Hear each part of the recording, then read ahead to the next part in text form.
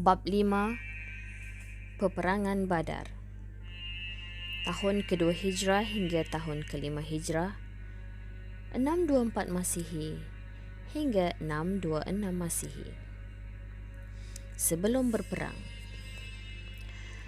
Muhammad dan Abu Bakar keluar mencari maklumat.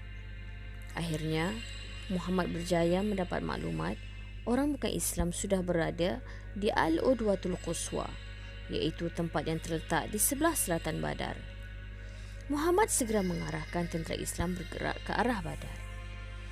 Apabila melepasi Al-Udwatul Dunya, iaitu tempat di sebelah utara, Muhammad berhenti berkhemah di situ. Kemudian Khabbab bin Munzir datang berjumpa Muhammad. Dia adalah seorang pakar strategi perang di kalangan para sahabat. Dia bertanya kepada Muhammad, "Wahai pesuruh Allah, adakah tempat ini pilihan wahyu daripada Tuhan atau atas dasar strategi perang?" Muhammad berkata, "Ini strategi." Khabbab meminta izin memberi cadangan. Khabbab berkata, "Lebih baik kalau kita bergerak ke depan lagi sampai ke telaga air yang paling awal dan paling baik. Selepas itu, kita timbus telaga-telaga yang lain. Dengan itu, orang bukan Islam tidak dapat bekalan air." Muhammad bersetuju dengan cadangan Khabbab. Tentera Islam berkhemah di tepi telaga Badar yang paling baik dan semua telaga lain ditimbus. Kemudian, Muhammad memerintahkan dibuat kolam di tepi perigi itu supaya mudah mengambil air. Pada malam sebelum pertempuran, Allah menurunkan hujan. Ia menambahkan bekalan air tentera Islam dan tanah menjadi semakin padat yang memudahkan tentera Islam bergerak. Hujan juga turun di sebelah Quraisy, tetapi lebih lebat sehingga tanah dari tempat mereka ke medan Badar menjadi berselut dan semakin menyusahkan pergerakan mereka. Pada malam itu Allah mendatangkan rasa mengantuk yang amat sangat sehingga semua tentera Islam dapat berehat sebelum peperangan selepas bermunajat dan sembahyang malam. Allah menceritakan hal ini dalam Al-Quran ayat 11 surah Al-Anfal yang bermaksud, "Ingatlah, ketika kamu diliputi perasaan mengantuk sebagai satu pemberian aman daripada Allah bagi menghapuskan kecemasan kamu. Dan ingatlah, ketika Dia menurunkan kepada kamu hujan dari langit bagi menyucikan kamu dengannya dan menghapuskan dari kamu gangguan syaitan dan juga bagi menguatkan hati kamu dan menetapkan dengannya tapak pendirian kamu di medan perjuangan." Ini semua adalah persiapan Allah bagi kemenangan umat Islam dalam peperangan.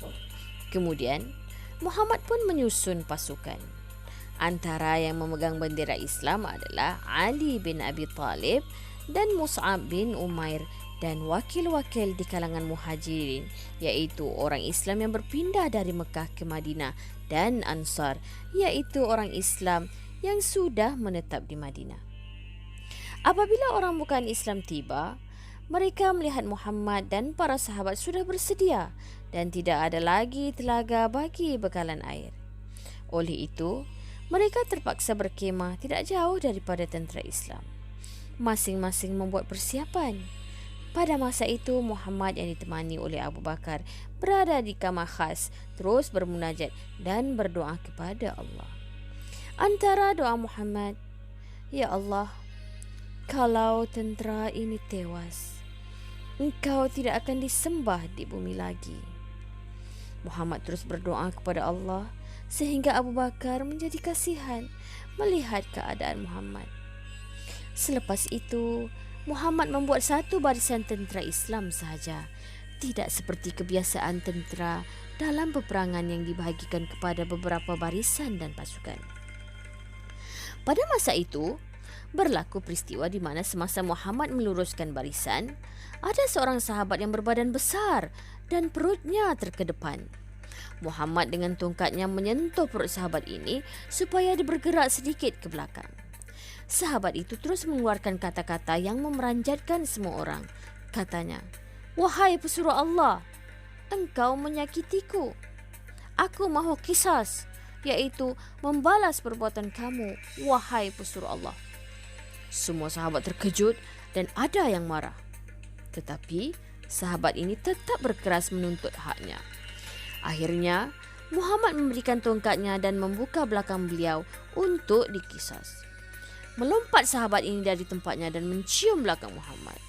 Semua orang terkejut, termasuk Muhammad. Beliau bertanya, "Apa yang kamu buat ini, wahai sahabat?" Sahabat ini berkata, "Wahai pesuruh Allah, engkau pun tahu betapa cemas suasana pada masa ini. Aku rasa aku akan syahid hari ini. Tetapi sebelum aku syahid, aku ingin melihat keberkatan daripada tubuh kamu." Peperangan bermula dengan 1 lawan 1. Peperangan bermula dengan 1 lawan 1. Orang bukan Islam Quraisy yang pertama keluar adalah Aswad bin Abdul Asad. Dia bersumpah tidak akan pulang ke barisan tentera bukan Islam, melainkan dia dapat minum air dari kolam orang Islam. Hamzah keluar menentang Aswad. Hamzah berjaya memegang kaki Aswad. Dia merangkak ke kolam bagi menunaikan sumpahnya. Di situ, kepalanya dipenggal oleh Hamzah.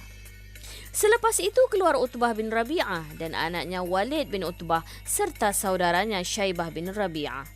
3 orang pembesar dan panglima bukan Islam keluar mencabar tentera Islam. Serta merta keluar 3 orang pahlawan Ansar, iaitu Muaz bin Afra, Auf bin Afra dan Abdullah bin Rawaha. Apabila Utbah mengetahui mereka adalah orang Madinah, Utbah meminta Muhammad mengeluarkan daripada Quraisy yang sekufu dengan mereka. Muhammad memilih Ubaidah bin Harith bin Abdul Muttalib, Ali bin Abdul Muttalib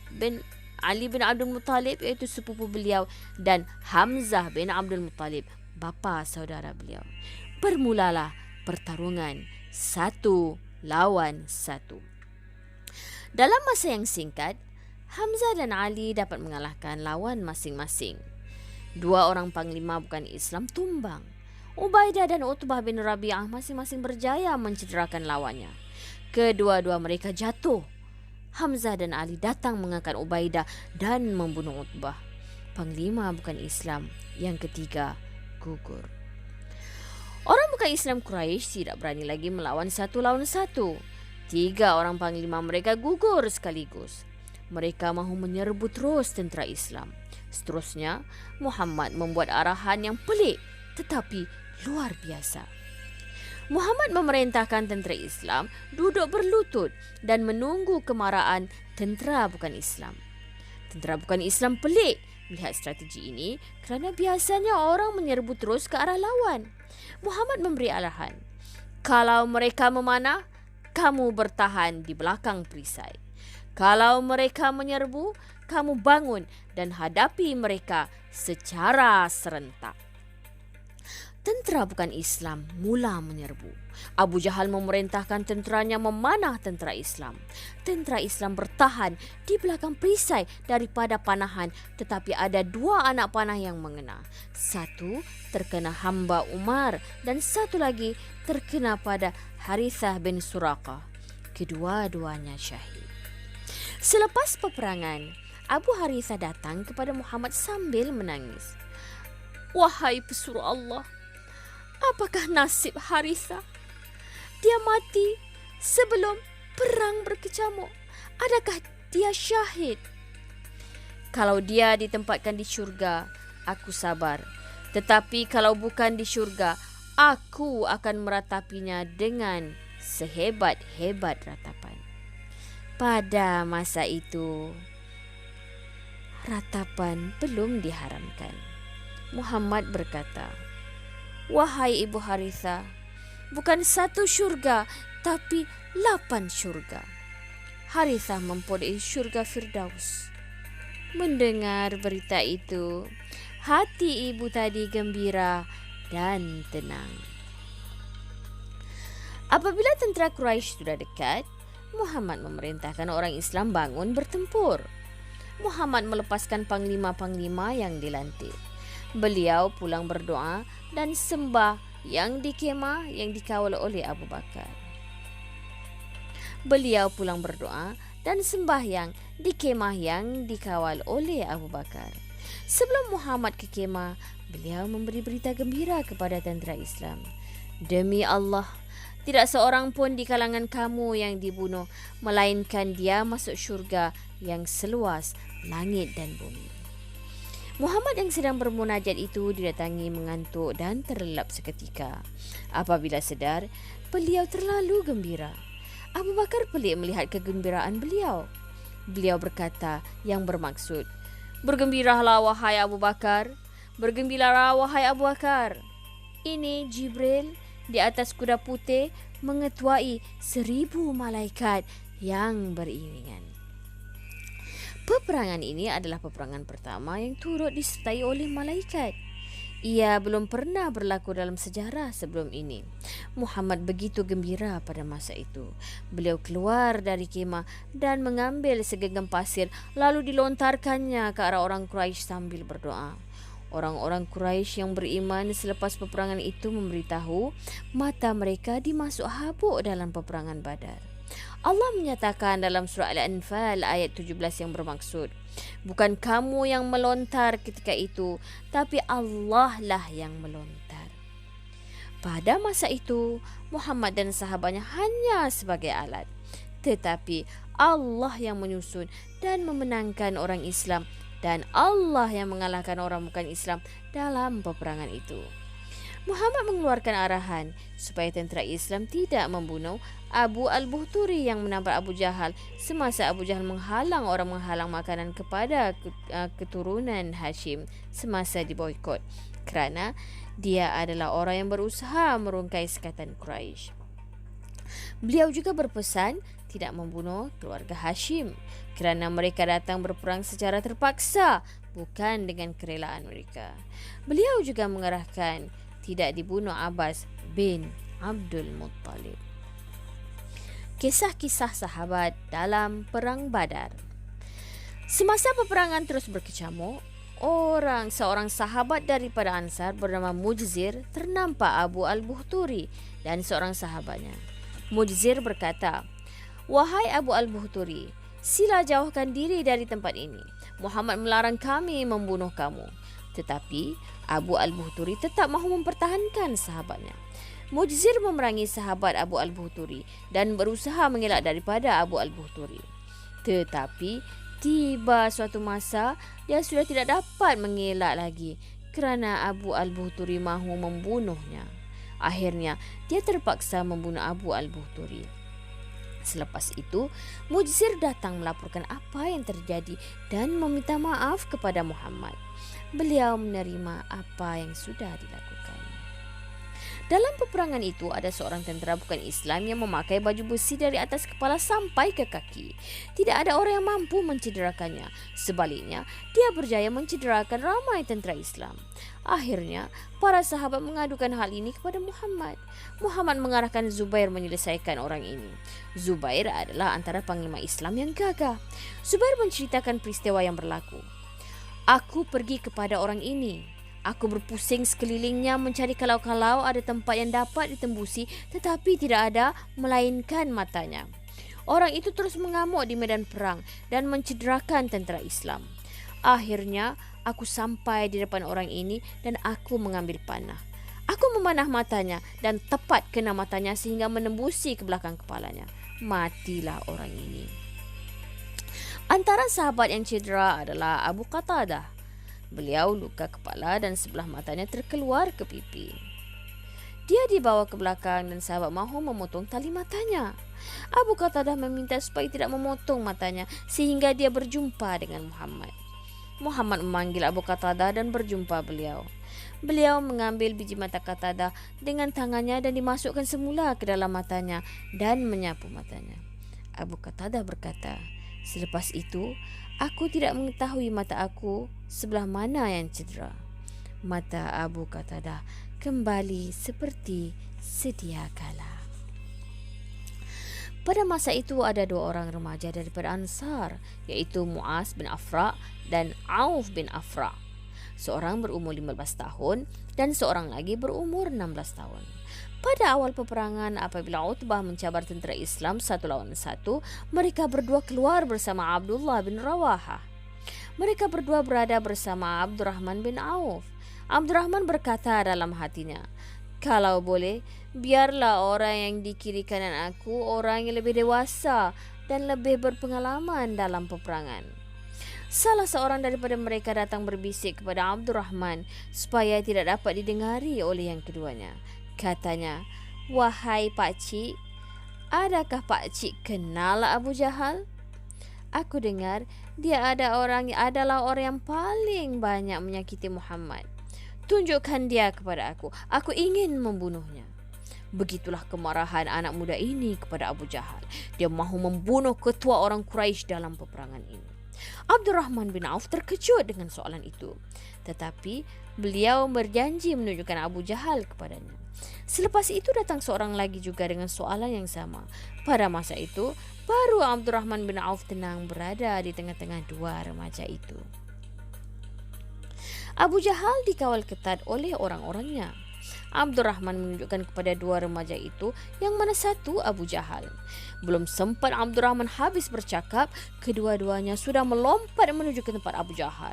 Mereka merempuh barisan tentera bukan Islam sambil mendebas ke kiri dan ke kanan orang-orang di sekeliling Abu Jahal dengan pedang mereka.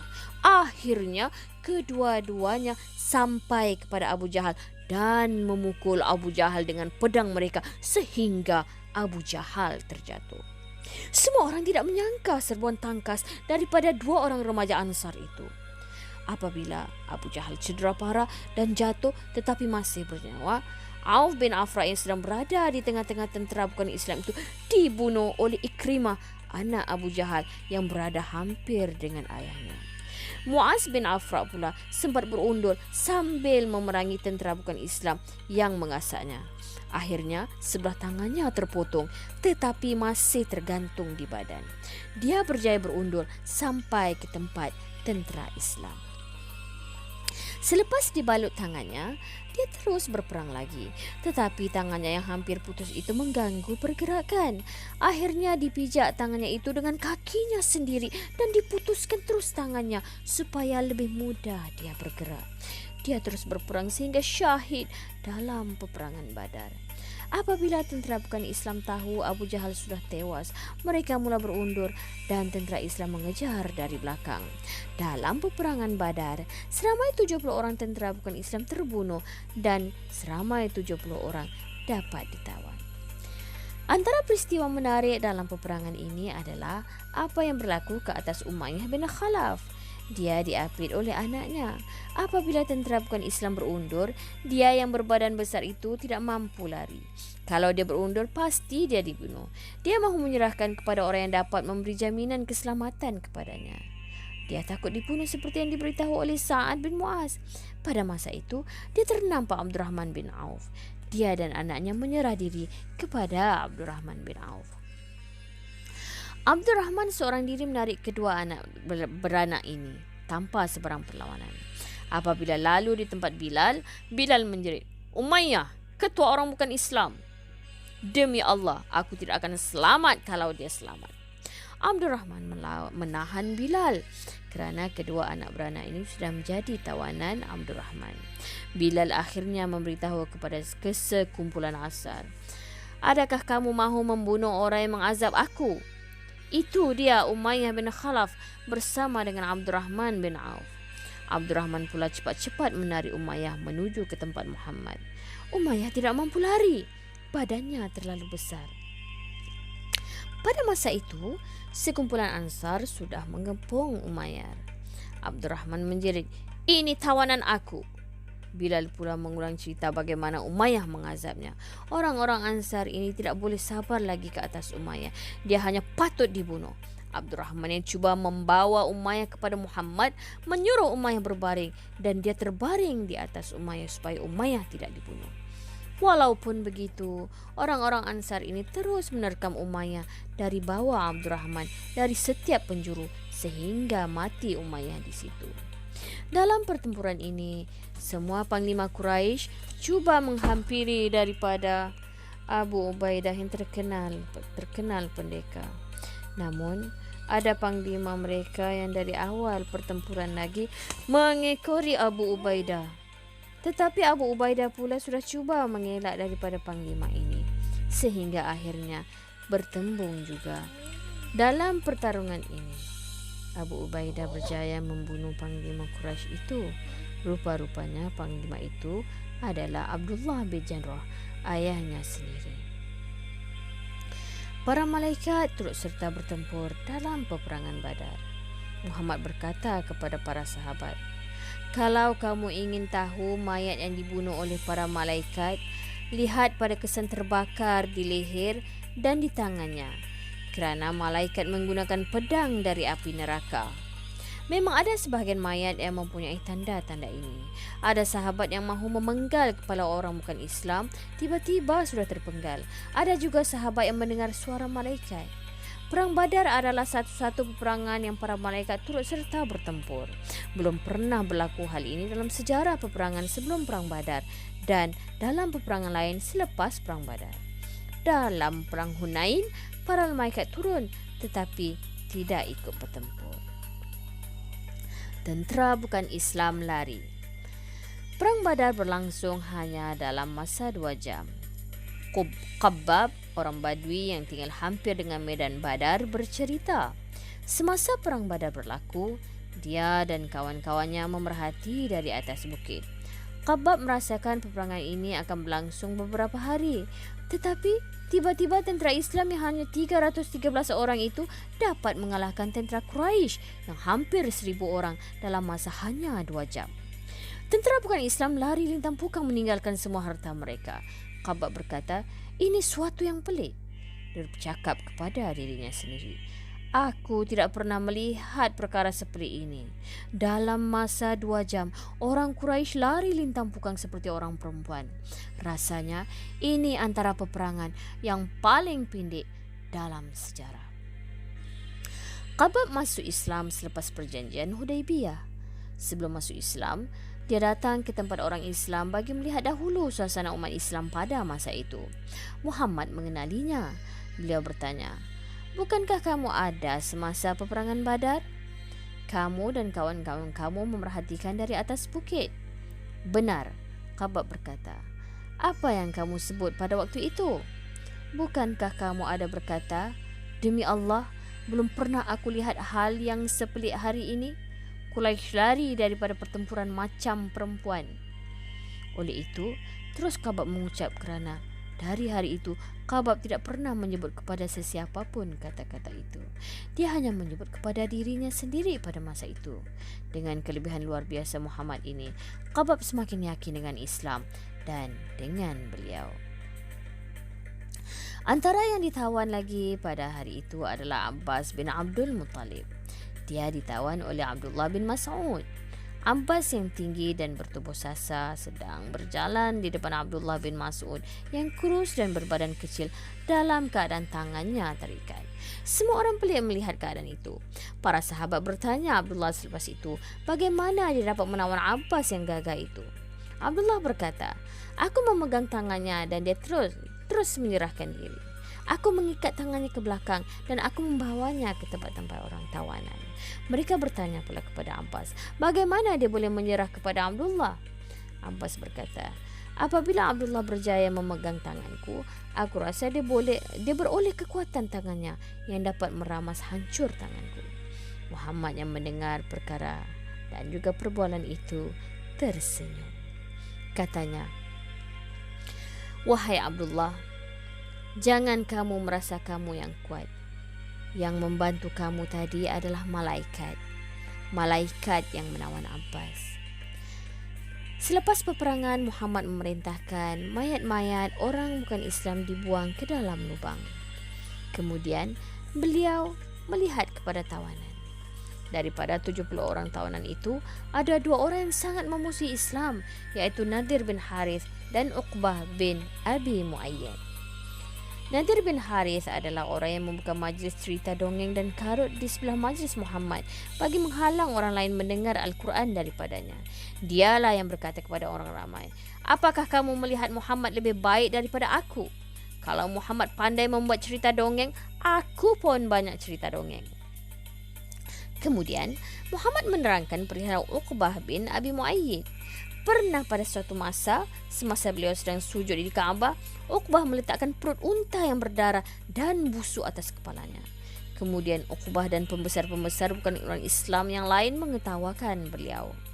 Muhammad berkata lagi, "Pernah suatu masa semasa aku sujud di Kaabah, dia datang dan meletakkan kakinya di leherku dan ditekankannya sehingga hampir-hampir aku mati."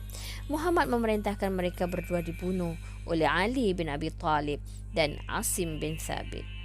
Apabila para sahabat mahu membawa mayat Uqbah ke lubang, mayatnya sudah busuk, kembung dan dagingnya terlerai. Jadi mayatnya ditimbus di situ dengan batu-batu. Selepas itu Muhammad pergi ke lubang mayat orang-orang bukan Islam. Hampir semua mayat pembesar bukan Islam Quraisy yang ada di situ. Muhammad menyeru nama mereka satu persatu dengan suara yang kuat. "Wahai Abu Jahal bin Hisham, wahai Utbah bin Rabi'ah, wahai Syaibah bin Rabi'ah, wahai Walid bin Utbah, wahai Abul Buhturi bin Hisham, wahai Uqbah bin Abi Muayyah, wahai Nadir bin Harith." Muhammad menyuruh nama mereka seorang demi seorang. Kemudian beliau berkata yang bermaksud, "Adakah kamu semua mendapati apa yang Tuhan kamu janjikan kepada kamu itu benar? Sesungguhnya aku mendapati apa yang Tuhanku janjikan padaku adalah benar." Umar bertanya kepada Muhammad, bagaimana beliau bercakap dengan orang-orang yang sudah mati. Muhammad berkata, "Wahai Umar, demi Allah, mereka mendengar percakapanku lebih jelas daripada apa yang kamu dengar. Tetapi mereka tidak dapat menjawab." Berita kemenangan Islam di Badar. Di Mekah, orang pertama tiba membawa berita adalah Haisuman al-Khuzai. Orang ramai langsung tidak menyangka Quraisy akan kalah. Mereka bertanya berita peperangan daripada Haisuman. Haisuman berkata, "Abu Jahal sudah tewas, Walid juga tewas, Utbah pun tewas, Syaibah juga tewas, dan beberapa orang lain lagi." Orang ramai terpinga-pinga mendengar berita yang tidak masuk akal. Semua panglima mereka gugur. Kalau seorang dua, mungkin ada munasabahnya. Apabila mendengar berita Haisuman, Safwan bin Umayyah yang ada di Mekah pada masa itu menyuruh orang bertanyakan kepada Haisuman berkenaan keadaan Safwan bin Umayyah. Mungkin Haisuman membawa berita yang tidak benar. Begitulah Quraisy tidak percaya dengan berita kekalahan tentera mereka. Mereka bertanya kepada Haisuman berkenaan Sufyan bin Umayyah. Haisuman berkata, "Sufyan ada di sini, Safwan ada di sini. Safwan tidak pergi berperang." Apabila tentera-tentera yang lari daripada peperangan sampai ke Mekah, barulah mereka percaya berita itu. Abu Sufyan dan Abu Lahab yang menguasai Mekah sekarang, kerana yang lain semuanya orang muda.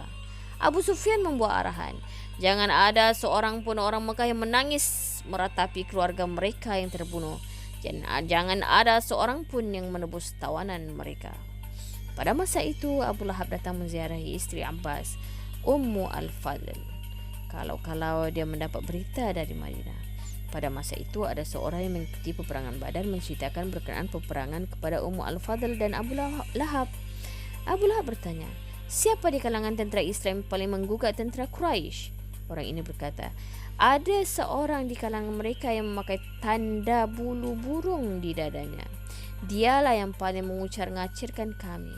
Apabila kami bertanya siapa dia, rupanya dialah Hamzah bin Abdul Muttalib."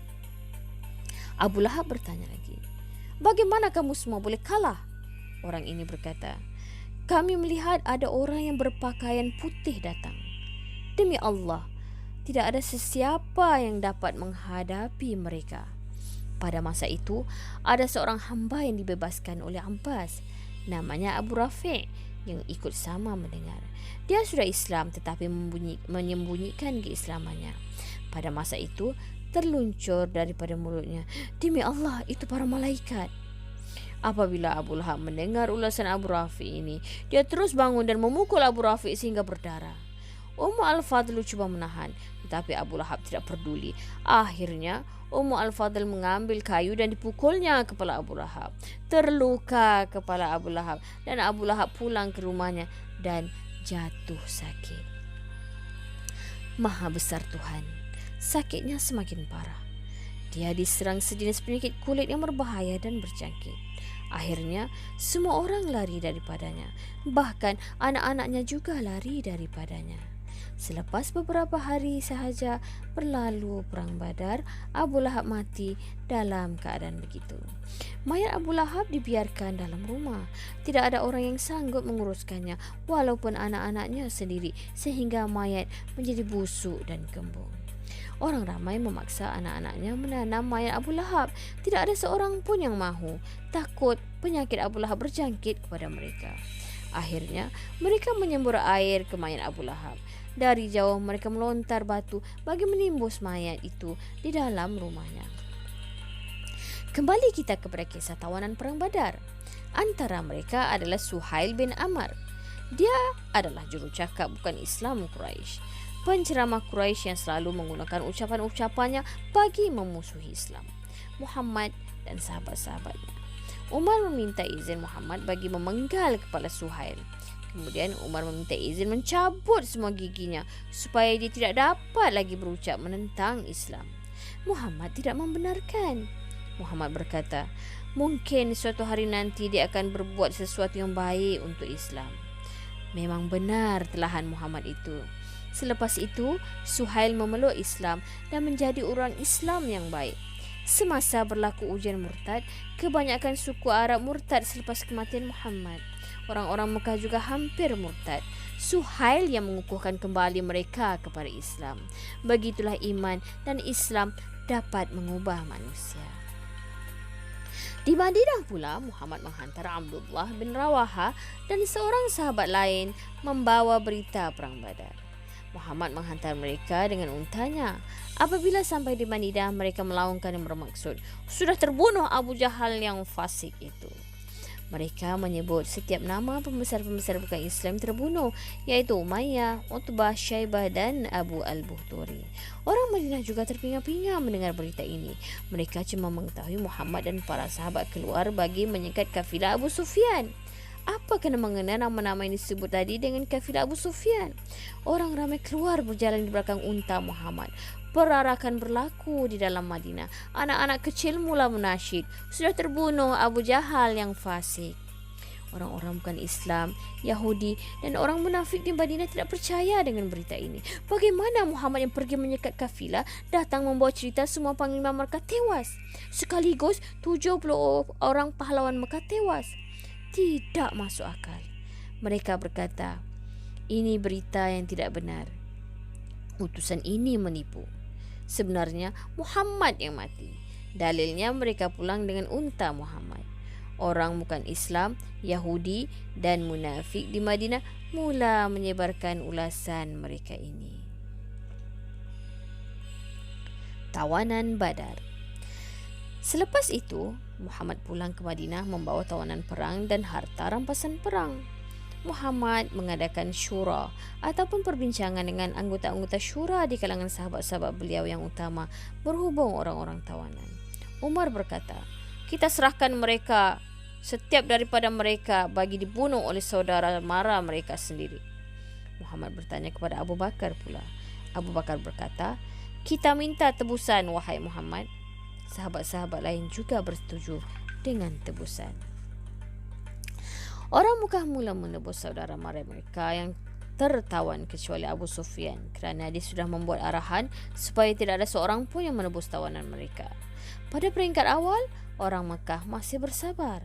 Tetapi akhirnya mereka tidak dapat bersabar lagi dan ingin menebus anak-anak, ayah-ayah, suami-suami dan saudara mereka. Abu Sufyan tetap bertahan. Seorang anaknya terbunuh di medan Badar iaitu Hanzalah dan seorang lagi ditawan, Amru bin Abu Sufyan. Dia tidak mahu kehilangan seorang anak yang dibunuh dan kerugian harta pula bagi menebus seorang lagi. Dia menunggu sehingga ada seorang Islam datang ke Mekah bagi melakukan ibadah umrah. Dia mahu menangkap orang Islam dan dijadikan tawanan. Orang Mekah tidak bersetuju dengan perbuatan Abu Sufyan kerana bimbang orang takut datang ke Mekah bagi mengerjakan ibadah haji dan umrah. Ini adalah kali pertama orang yang datang melakukan ibadah umrah ditangkap. Abu Sufyan tetap berkeras sehingga anaknya dibebaskan oleh orang Islam. Muhammad memerintahkan supaya dibebaskan anak Abu Sufyan supaya orang Islam yang ditangkap oleh Abu Sufyan itu dibebaskan semula. Antara tawanan perang Badar juga adalah Abu Al-Asi, menantu Muhammad sendiri. Muhammad suami kepada anak Muhammad iaitu Zainab. Tidak ada orang yang mahu menebus Abu Al-Asi. Zainab tidak mempunyai harta. Akhirnya Zainab mengirim kalung kesayangannya, hadiah ibunya Siti Khadijah pada hari perkahwinannya. Zainab mengirim kalung itu bagi menebus suaminya. Apabila Muhammad melihat kalung itu, beliau teringat kepada Siti Khadijah dan pengorbanannya kepada beliau serta perjuangannya dalam Islam. Kesetiaan dan sokongannya kepada perjuangan Muhammad semasa beliau keseorangan, semasa belum ada orang beriman dengannya dan semasa didustakan oleh orang lain. Muhammad menangis apabila melihat kalung itu. Sebagai memuliakan Muhammad, para sahabat membebaskan Abu Al-Asi dan dikembalikan kalung kepada Zainab. Abu Al-Asi pulang ke Mekah dengan membawa kembali kalung. Apabila tiba di Mekah, Abu Al-Asi menghantar Zainab ke Madinah kerana dia sudah berjanji kepada Muhammad. Ada beberapa tawanan Badar yang tidak ditebus, antaranya Sofi bin Rifa'ah. Dia berjanji di depan Muhammad akan membayar tebusannya apabila dia dilepaskannya. Oleh itu Muhammad melepaskannya. Seorang lagi adalah Abu Al-Azza, Ammar bin Abdullah. Dia mempunyai ramai anak perempuan, miskin dan tidak mempunyai harta. Muhammad membebaskannya tanpa sebarang tebusan selepas dia berjanji tidak memerangi Muhammad lagi. Tetapi selepas itu dia ditawan lagi dalam peperangan lain.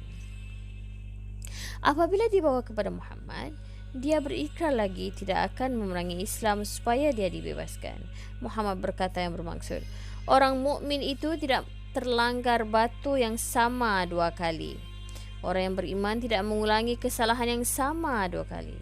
Muhammad memerintahkan dia dibunuh. Malaikat Jibril berkata kepada Muhammad, berhubung ahli Badar, iaitu para sahabat yang bersama beliau dalam perang Badar. Jibril berkata, adakah kedudukan ahli Badar di kalangan kamu? Rasulullah berkata, mereka adalah yang terbaik di kalangan kami. Jibril berkata, begitu juga para malaikat yang menyertai Badar. Mereka adalah yang terbaik di kalangan para malaikat. Inilah kedudukan ahli Badar. Allah menamakan peperangan Badar ini Yaumul Furqan, iaitu hari perbezaan, kerana pada hari itu berlaku perbezaan antara kebenaran dan kebatilan sehingga tertonjol kebenaran. Pada hari itu juga Allah musnahkan pemimpin-pemimpin bukan Islam Quraisy. Abu Jahal yang rebah dan cedera parah ditikam oleh 2 orang remaja Ansar tadi sebelum mati, tetapi sudah tidak dapat bangunkan lagi. Selepas peperangan selesai, Muhammad menyuruh sahabat mencari mayat Abu Jahal. Abdullah bin Mas'ud menjumpai Abu Jahal. Pada masa itu Abu Jahal masih hidup, tapi sudah nyawa-nyawa ikan. Dia perasan ada orang datang ke kepalanya. Dia bertanya, siapa yang menang? Abu Mas'ud berkata, Allah dan pesuruhnya yang menang, wahai musuh Allah. Abu Jahal berkata, tidak mengapa, aku mati dibunuh oleh kaumku sendiri, bukan oleh musuhku. Dia masih rasa ini adalah kemuliaan baginya.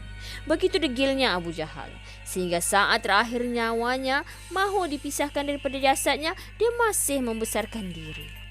Abdullah bin Mas'ud naik ke atas dadanya bagi memenggal kepalanya. Pada masa itu Abu Jahal dapat mengenali Abdullah. Abu Jahal berkata, bukankah kamu yang mengambil upah menjaga kambing-kambing kami di Mekah? Abdullah berkata, ya benar. Abu Jahal berkata, engkau sedang melakukan sesuatu yang bukan kedudukan kamu, wahai tukang jaga kambing. Pada masa itu, Abdullah bin Mas'ud memenggal kepala Abu Jahal dan membawa kepalanya ini kepada Muhammad.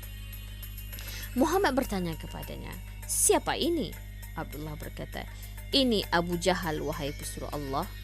Muhammad bertakbir, yaitu mengagungkan Tuhan dengan menyebut Allahu Akbar, yang bermaksud Allah Maha Besar, dan sujud syukur kepada Allah. Kemudian Muhammad berkata kepada para sahabat yang bermaksud, "Inilah dia Fir'aun umat Muhammad." Kemenangan di Badar menaikkan kemuliaan Muhammad. Berita kemenangan ini tersebar ke semua suku. Bahkan berita ini sampai kepada Najasyi, yaitu gelaran bagi raja di negara Habsyah. Najasyi mengumpulkan orang-orang Islam yang masih ada di Habsyah dan Najasyi menyampaikan berita kemenangan ini kepada mereka. Oleh itu, Allah menyebut berhubung dengan peperangan Badar dalam surah Ali Imran ayat 13 yang bermaksud, "Sesungguhnya pada yang demikian itu adalah pengajaran kepada orang-orang yang mempunyai penglihatan." Abu Sufyan menyerang Madinah. Selepas kematian Abu Lahab, Abu Sufyan menjadi ketua Mekah.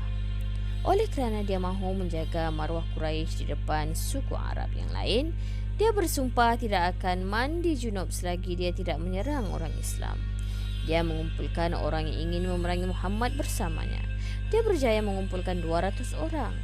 Mereka secara senyap-senyap menuju ke Madinah. 200 orang tidak cukup lagi menyerang Madinah. Apabila mereka tiba dekat Madinah, Abu Sufyan menghantar wakilnya meminta bantuan orang-orang Yahudi di Madinah. Huyai bin Akhtab tidak berani, tetapi Salam bin Mushkin, pemimpin salah satu daripada 3 suku Yahudi di Madinah, bersetuju. Secara senyap-senyap dia membantu Abu Sufyan dengan senjata mereka dan dia bersetuju memberi dia berkenaan orang Islam. Berita kenaan orang Islam di Madinah kepada Abu Sufyan. Berdasarkan berita yang dibekalkan oleh Yahudi ini, Abu Sufyan berjaya menyerang sebuah kampung di hujung Madinah. Ada petani Islam terbunuh dan Abu Sufyan merampas harta yang ada pada mereka dan berundur dari Madinah. Apabila sampai berita itu kepada Muhammad, beliau dan para sahabat keluar mengejar Abu Sufyan dan orang-orangnya. Abu Sufyan yang membawa banyak bekalan buah kurma pada masa itu terpaksa meninggalkan buah kurma mereka bagi melepaskan diri. Orang-orang Islam mengambil semua kurma itu. Buah kurma itu adalah daripada jenis suwaid. Peperangan ini disebut peperangan Al-Suwaid sempena dengan nama buah kurma itu. Dengan serangan ini, Abu Sufyan merasa dia sudah menunaikan sumpahnya. Dalam tempoh ini, Muhammad mengahwinkan anak perempuannya Siti Fatimah dengan Abi Talib, sepupu Muhammad dan salah seorang sahabat utama beliau. Dalam tempoh ini juga salah seorang anak perempuan Muhammad meninggal dunia, yaitu Ruqayyah, istri Utsman. Selepas itu Muhammad mengahwinkan Utsman dengan seorang lagi anak beliau, yaitu Ummu Kulthum. Dengan itu, Utsman digelar Dzunurain, yaitu pemilik 2 cahaya mata, kerana dikahwinkan oleh Muhammad dengan 2 orang anak beliau. Peperangan Ghatafan. Peperangan Badar berlaku pada bulan Ramadan, iaitu bulan ke-8 Islam pada tahun kedua selepas perpindahan umat Islam dari Mekah ke Madinah yang disebut tahun Hijrah.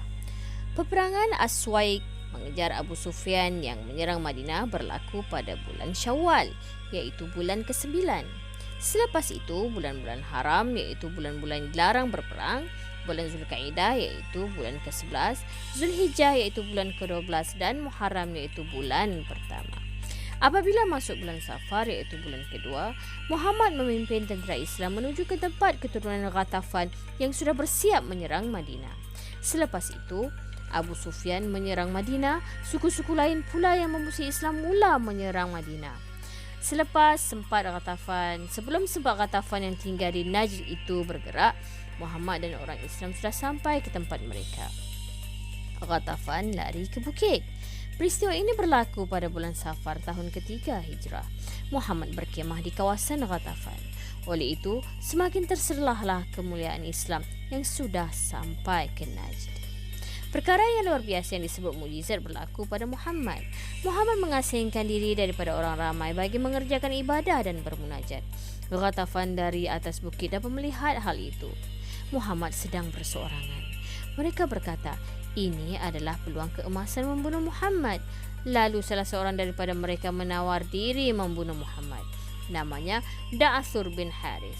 Da'athur menunggu Muhammad tidur. Dalam diam-diam, dia berjaya menyelinap masuk ke tempat Muhammad sampai berada di hujung kepala Muhammad.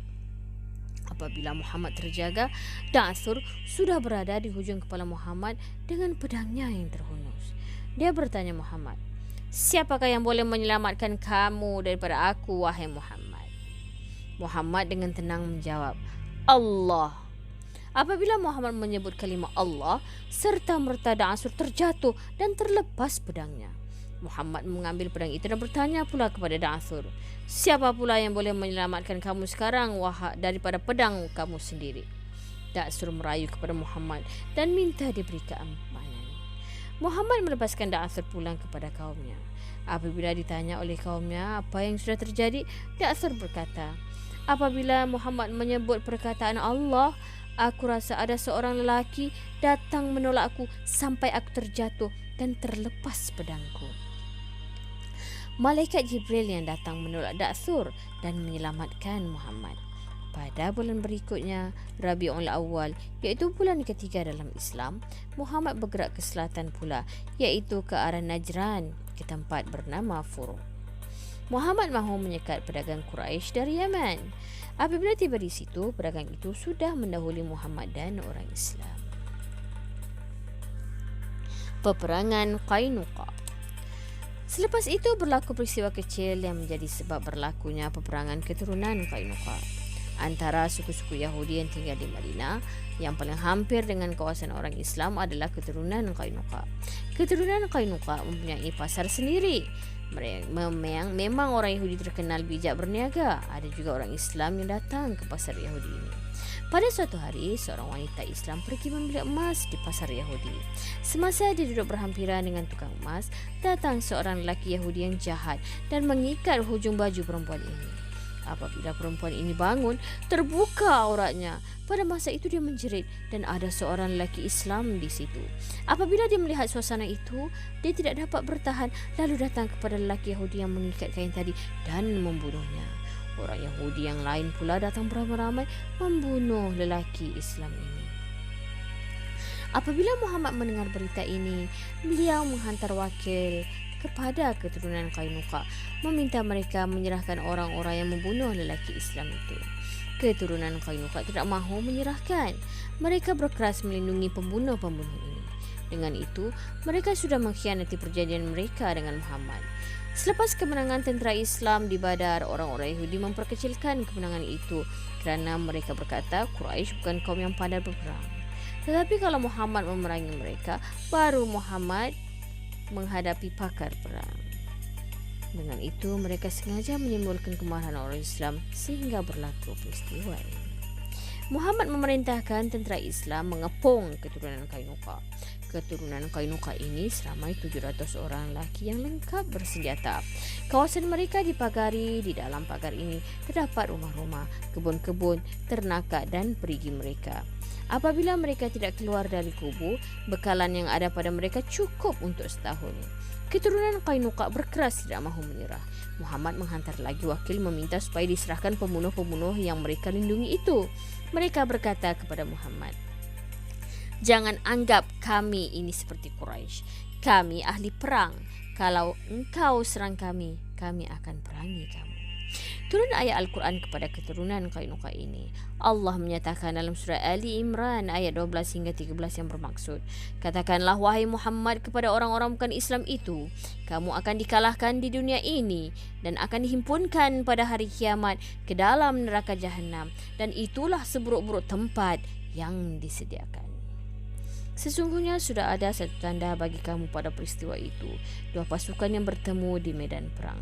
Satu pasukan orang-orang Islam berperang pada jalan Allah kerana mempertahankan agama Allah. Dan satu lagi daripada golongan bukan Islam, musyrik. Mereka yang bukan Islam itu melihat orang-orang Islam dengan pandangan mata biasa.